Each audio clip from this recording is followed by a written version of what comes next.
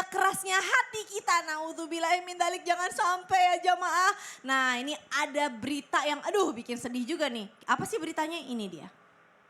Subhanallah, kenapa ibu mau ngapain ibu? Mau bertanya sama Ustadz dan Habib. Hah? Mau nanya apa sih? Nanya itu tentang yang mangker tembok.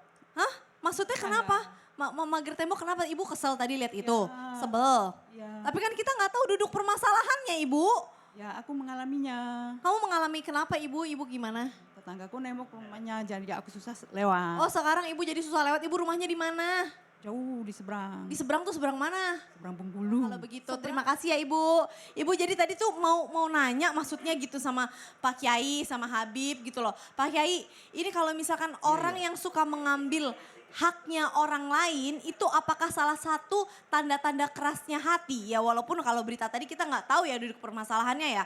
Tapi kalau misalkan secara general deh gitu ya. Jalan raya itu kan atau jalan di gang itu kan milik umum. Nah kalau kita mengambil hak orang itu apakah salah satu tanda-tanda kerasnya hati kita? Mohon tausiahnya. Ya nggak boleh Kak Caca, yang saya hormati guruku Al-Habib Muhammad Syahab.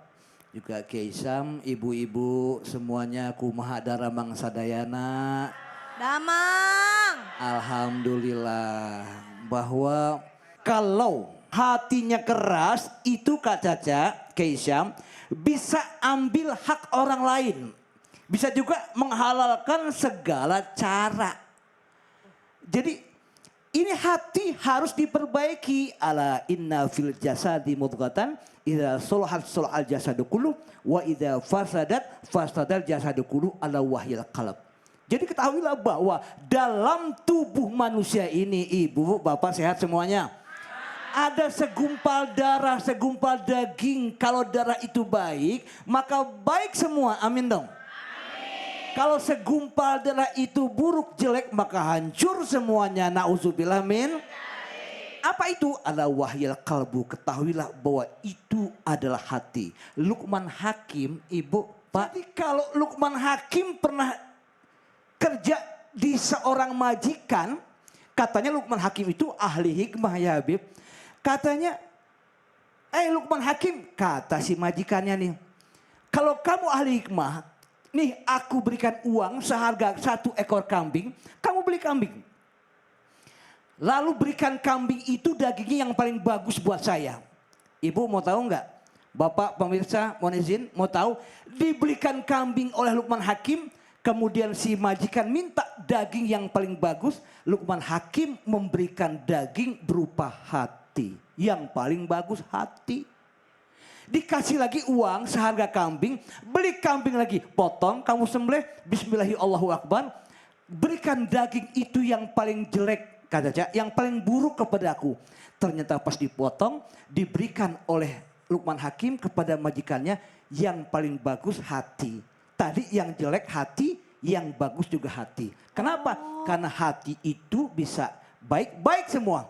Kalau buruk, buruk semuanya. Itulah hati Luqman Hakim begitu memberikan penjelasan Kak Caca. Masya Allah, jadi intinya kalau misalkan yang paling baik atau yang paling jelek ya sama-sama hati. Hati. Tergantung hatinya bagaimana. Betul. Allah, terima kasih Pak Yai. Kak Caca, Kasih makasih. tepuk tangan dulu dong Bu, luar biasa. Yuk. Ustadz Syam, tadi seru ya kita nanya sama jamaah ya. Sekarang lagi deh, Ustadz bertanya. Kami menjawab. Oke, mau Tadi tanya udah apa sebelah lagi? sini. Ya. Sekarang kita ke sebelah sini Kak Caca. Siap. Ibu, siapa yang mau ditanya? Apa yang mau ditanya? Ayo Bu, Ayo. yang paling ceriwis yang mana Bu? Oke, ini kayaknya Ibu, nih. benar. Coba Yang ini. mana? Ibu, Adem, namanya siapa? Ibu Susiana. Ibu Susi. Kayaknya Ibu Susi ini orang baik, suka bagi-bagi, Amin. suka sedekah. Tapi kalau ada orang hobinya minta-minta mulu, Ibu legowo opo ndak? Legowo, Legowo. Legowo. Pembotan gitu. Legowo opo mboten? legowo, Legowo. Tiap hari datang minta-minta legowo opo mboten? legowo. Tetap legowo. Ternyata udah dikasih, ternyata dia kurang ajar dia. Gimana Bu, masih legowo apa mboten? Legowo. Wih Masya Allah, luar biasa, subhanallah. Ada nggak kadang-kadang keselnya Bu?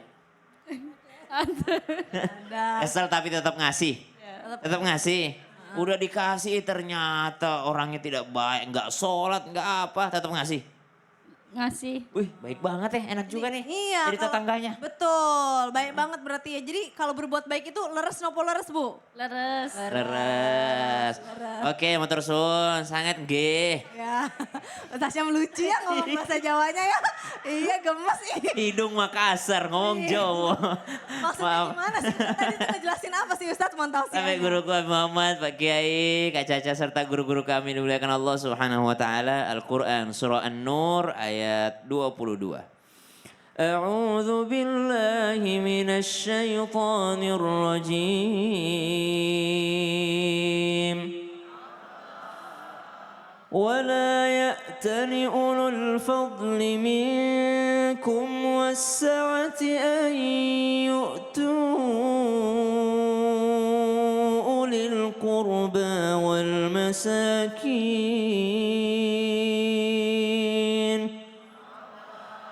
أن يؤتوا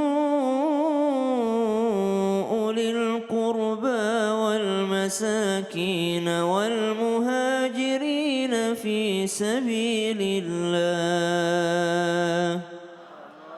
وليعفوا وليصفحوا ألا تحبون أن يغفر الله لكم والله غفور رحيم.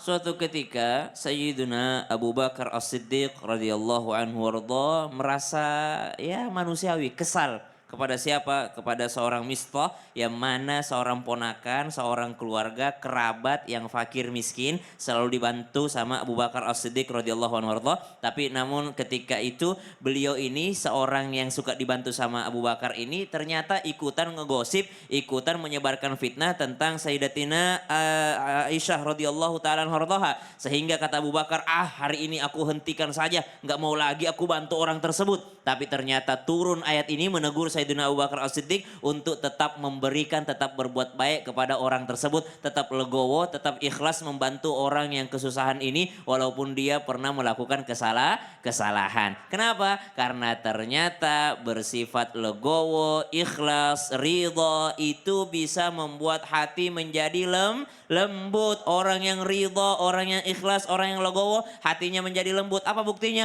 Abu Bakar As-Siddiq radhiyallahu anhu menjadi orang yang sangat lembut hatinya. Sahabat Nabi yang lain, Umar bin Khattab radhiyallahu anhu, Sayyidina Ali radhiyallahu anhu, Sayyidina Utsman bin Affan, Sayyidina yang lainnya, subhanallah sahabat Nabi itu rata-rata mati syahid dibunuh. Tapi Sayyidina Abu Bakar As-Siddiq itu matinya apa Bu?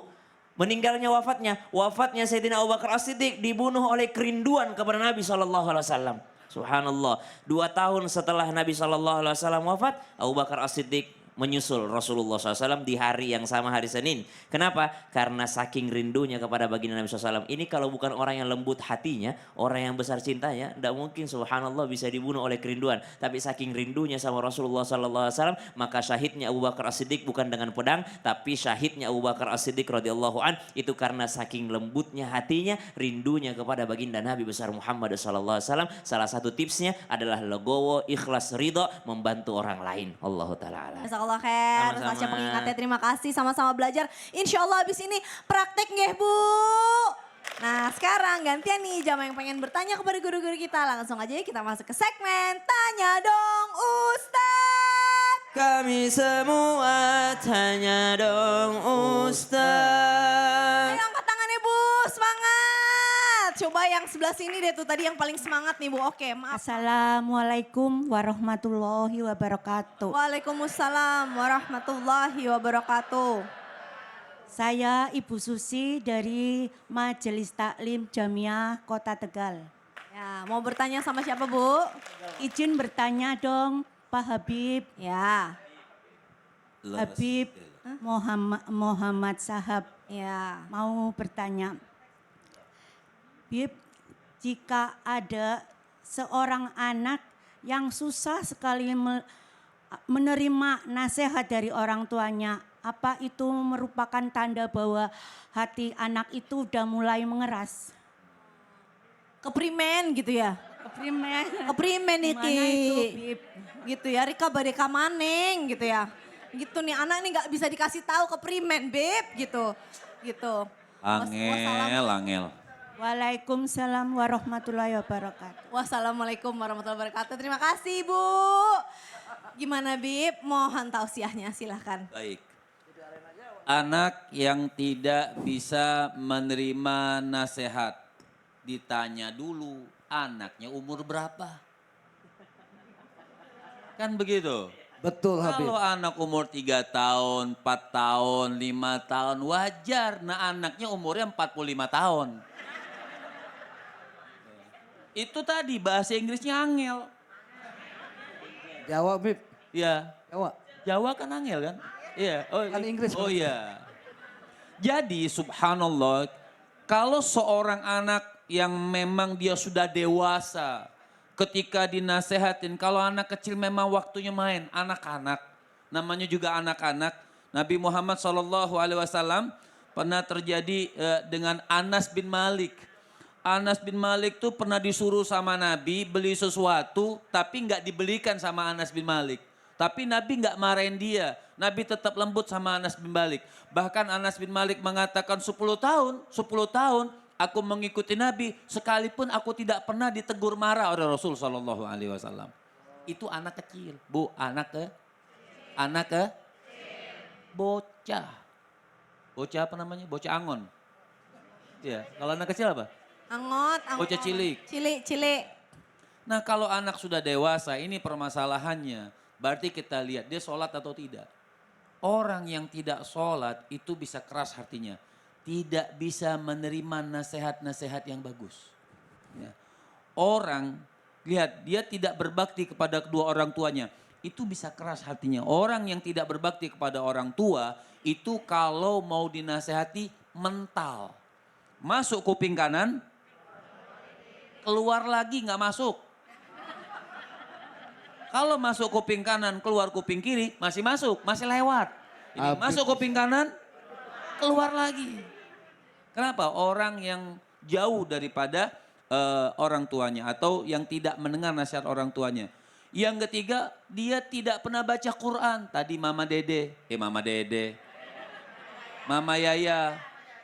Ya, Mama Yaya Masya Allah, dia baca Quran tidak pernah setelah umur 40 tahun itu tidak pernah melewatkan untuk membaca Al-Quran. Jadi orang yang jauh daripada Al-Quran, dia akan keras hatinya. Susah untuk nerima nasihat itu mental, Nah kita perlu bertanya diri kita, siapapun yang di luar sana itu, khususnya kita nggak nasihatin orang, kita ini sekarang di Islam itu indah, kita pribadi dulu buat kita nih. Iya, benar. Kenapa nih pertanyaan, kenapa kita tidak mau menerima nasihat? Itu doang. Karena merasa lebih baik. Nah karena merasa lebih baik dan sombong, itu termasuk orang yang keras hati. Terus kalau anak yang udah kayak gitu diapain, Bib? Harus disolawatin kah? Dizikirin? Diapain? Doa, doa silahul mu'min. Orang tua doain tahajud, bangun ya Allah mudah-mudahan dia dapat hidayah taufik. Amin ya Ya Allah. Allah mudah-mudahan Allah lembutkan hatinya. Amin ya Allah. Terima kasih Bib. Baik, jazakallah khair. Kasih tepuk tangan dulu dong Bu. Nah, jamaah Islam itu indah. Siapa lagi nih yang mau bertanya sama guru kita? Coba angkat tangan dong. Ayo angkat tangan. Yes, yang di mana nih, yang di bawah ya? Silahkan Ibu. Bismillahirrahmanirrahim. Assalamualaikum warahmatullahi wabarakatuh. Waalaikumsalam warahmatullahi wabarakatuh. Tanya dong Ustadz. Silahkan, mau nanya sama siapa? Izin bertanya kepada Ustadz Syam. Oke. Begini Ustadz, jika ada orang yang telinga dan hatinya panas, jika mendengar kata-kata bid'ah, apakah itu tanda Allah sudah mengeraskan hati? Ya Ustadz, Oh, gitu. mohon penjelasannya. Kalau ibu gimana bu? Nah, kalau ibu ada kata-kata orang misalkan bilang ibu bid'ah gitu, ngelakuin ini bid'ah, terus gimana ibu rasanya? Kesel. Kesel. Ibu dong kena nih ketausiahnya nih. Kata ibu keras hati katanya. Jadi kalau kita dituduh bid'ah, kita tuh harus gimana gitu? Gimana? Harus nerimalah gitu. Bingung sendiri. Mohon penjelasannya Iya, Ustadz. udah dijelasin nama Ustadz Syam aja deh. Assalamualaikum warahmatullahi wabarakatuh. Waalaikumsalam warahmatullahi wabarakatuh. Terima kasih wabarakatuh. Ibu. Gimana nih Ustadz Syam rasanya? Habib guruku, Habib Muhammad, Pak Kiai, Kak Caca serta guru-guru kami dimuliakan Allah Subhanahu wa taala. Al-Qur'an surah At-Taubah 128 129. A'udzu billahi minasy syaithanir rajim. لقد جاءكم رسول من أنفسكم عزيز عليه ما عنتم حريص عليكم بالمؤمنين رؤوف رحيم فإن تولوا فقل حسبي الله لا إله إلا هو عليه توكلت وهو رب العرش العظيم.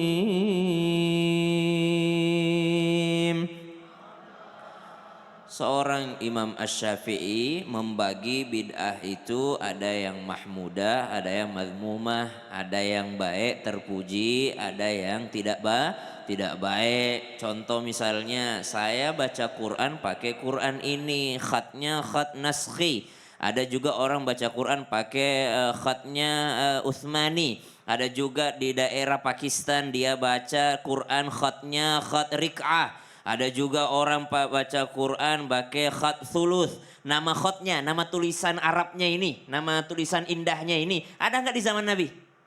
Enggak ada, subhanallah. Maka ulama Yahya bin Ibnu Katsir, subhanallah, menyampaikan bahwasanya ini adalah sebuah bid'ah, tidak ada di zaman Nabi. Khat-khat ini, jenis-jenis tulisan ini. Tapi ini adalah sebuah bid'ah yang mahmudah, sesuatu yang terpuji. Bagi orang Jawa melihat tulisan mungkin yang tulisan yang Madinah terlalu kecil mungkin hurufnya. Dia pakai yang agak tebal hurufnya. Bid'ah enggak ada di zaman Nabi, subhanallah. Dan ini menyangkut dengan ibadah. Tapi bukanlah sesuatu yang mazmumah, bukanlah sesuatu yang tercela. Maka apa yang harus dilakukan supaya tidak dikatakan orang yang keras hati? Mesti kita juga introspeksi diri. Kalau ditegur sama orang, kita cari tahu. Siapa tahu memang bid'ah yang kita lakukan. Siapa tahu memang beda. Jangan tiba-tiba keras hati langsung marah begitu saja. Siapa tahu memang sedang dinasehati. Ibu, kalau misalnya ada ular kobra di leher ibu, tiba-tiba ada yang kasih tahu, awas ada ular. Masa ibu marah? Kan dikasih tahu biar terhindar daripada keburukan. Jadi kalau ada orang yang bilang bid'ah, langsung ibu katakan, tolong ajarkan saya yang benar seperti apa, yang sunnah seperti apa. Karena saya dapat dari guru saya, kiai saya seperti ini. Mungkin antum lebih hebat daripada kiai saya. Jelaskan kepada saya. Minta dijelasin aja, ntar juga keder sendiri. Ya Allah, ini adab yang Masya Allah tabarakallah, jujur ya jamaah ya. Ini adab yang sangat-sangat saya belajar banget dari guru-guru yang ada di sana. Masya Allah, tabarakallah. Karena ya subhanallah, tapi begitu saya undang Ustadz Syam misalkan ke Kendal terus off air segala macam, banyak yang ngomong sama saya. Banyak yang ngomong sama saya gini, ih ternyata Ustadz Syam ilmunya dalam ya. Ternyata ilmunya banyak ya, ternyata gini-gini. Aku bilang, ya kalau di TV kan ngomongnya cuma 3 menit, 4 menit. Ilmunya dalam tuh betul dalam gitu. Ya bukan, maksudnya tuh ilmunya ternyata Masya Allah. Aku mikir, terus selama ini kalian mau mikir Ustadz-Ustadz saya, guru-guru saya yang di TV tuh maksudnya apa? Itu tuh ya Allah, itu bener-bener, aduh zaman Udah kita terkena juga. ain kita. Aduh udah deh Masya Allah. Pokoknya sekarang kita langsung lanjut lagi nih. Kita kasih kesempatan buat jamaah untuk bertanya kepada guru kita. Siapa yang mau nanya lagi Bu? Ayo semangat-semangat nih. Oke yang sebelah sini deh. Silahkan Bu, mau nanya apa kepada siapa? Silahkan. Terima kasih Kak Caca. Bismillahirrahmanirrahim. Assalamualaikum warahmatullahi wabarakatuh. Waalaikumsalam warahmatullahi wabarakatuh. Izin memperkenalkan diri, saya Sri Wahyuni dari Majelis Taklim An-Nurlam, Perumahan Sari Indah Permai, Palumbon Sari, Karawang. Izin bertanya Habib, kalau misalnya ada orang yang membaca Al-Quran, tetapi hatinya tidak terenyuh, Bib, apakah itu salah satu tandanya Allah mengeraskan hatinya? Mohon pencerahannya Habib, terima kasih. Wassalamualaikum warahmatullahi wabarakatuh. Waalaikumsalam warahmatullahi wabarakatuh. Silahkan langsung dijawab Habib. Baik, Sayyidina Utsman ibnu Affan Beliau mengatakan lau tahurat qulubuna ma sabi'at min kalamillah. Sayyidina Utsman ibnu Affan beliau mengatakan, ibu tadi yang bertanya, buat kita semua, buat diri kita nih semuanya. Kalau memang hati orang itu bagus, kalau memang hati orang itu bersih, dia tidak akan pernah bosan membaca, mendengar Al-Quran. Bu, sehat? Lagi di warteg? Beb, lagi arisan Beb. Kata Sayyidina Utsman ibnu Affan, lau tahurat qulubuna, kalau hati kita bagus, hati kita bersih, nggak akan pernah bosan untuk membaca Al-Quran. Tapi bukan berarti orang yang tidak terenyuh tadi. Terenyuh itu bukan berarti dia tidak memahami atau tidak, konteksnya tidak khusyuk di dalam membaca Al-Quran, tidak. Yang penting dia tidak pernah bosan. Dia tidak pernah bosan, tidak juga harus meneteskan air mata kalau dengar Quran. Misal contoh, karena orang membaca Quran itu ada adab. Ada adab. Kalau bisa, kalau lagi pegang Qurannya wajib pakai wudu. Tapi kalau hanya mendengarkan atau membaca tanpa memegang Al-Quran, ya disunahkan berwudu. Itu adab. Disunahkan berwudu. Kemudian disunahkan juga menghadap kiblat. Jadi kita ada ihtiram kepada ayat-ayat Allah Subhanahu wa taala, karena Al-Qur'an itu akan memberikan syafaat. Alangkah bagusnya supaya hati kita itu lembut dan menjadi baik, kita hormat dengan Al-Qur'an. Maaf, coba Caca pingin sebentar. Gimana, Ini Bib? Maaf ya. ada lagi orang yang menghormatin tapi dikata bid'ah. Misal habis baca Quran, ini adab, bukan wajib.